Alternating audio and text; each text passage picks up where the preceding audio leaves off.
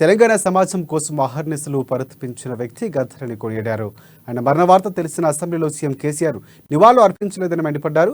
కేటీఆర్ అసెంబ్లీని చిల్లరమల రాజకీయాలకు వేదికగా మార్చారని అసహనం వ్యక్తం చేశారు.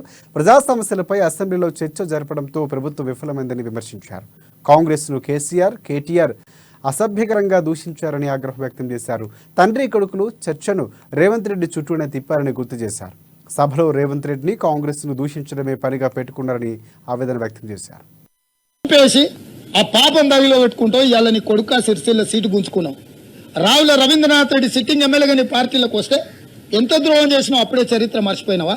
విజయశాంతి నిన్ను నమ్మి పార్టీ విలీనం చేస్తే నాకు దేవుడిచ్చిన 10వ చెల్లో 11వ చెల్లో అని చెప్పిండు.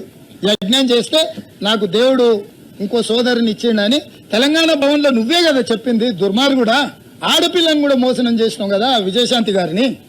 ఆలే నరేంద్ర అంటేనే టైగర్ నరేంద్ర అని ఆ రోజు దేశమంతా పేరుండే.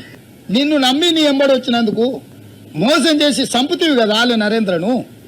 ఈ పాపం అప్పుడే నువ్వు మర్చిపోయినావా? మేము అట్లా ఎవరిని చేయలేదే. నేను చంద్రబాబు నాయుడుతో నువ్వు ఉన్నా తెలంగాణ కోసం నికార్సుగా కొట్లాడినే నిలబడ్డా. తెలుగుదేశం పార్టీ నుంచి తెలంగాణకు అనుకూలంగా లేఖిపించిన నేను. చంద్రబాబు నాయుడుని 2 రాష్ట్రాలు చేయండి, సామరస్యంగా చేయండి అని చెప్పించిన నేను.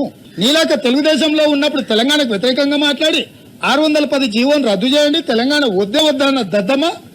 నువ్వు కాంగ్రెస్ తో చేరి పొత్తు పెట్టుకొని 26 మంది ఎమ్మెల్యేలు గెలిచి కేంద్రంలో 2 మంత్రులు తీసుకొని 1/2 రాష్ట్రంలో మంత్రులు తీసుకొని నీ పార్టీ బతికే కాంగ్రెస్ దయ కదా. 2004 కాంగ్రెస్ పొత్తు పెట్టుకోకపోతే సిప్పు ఉంటుండే నీ చేతిలో.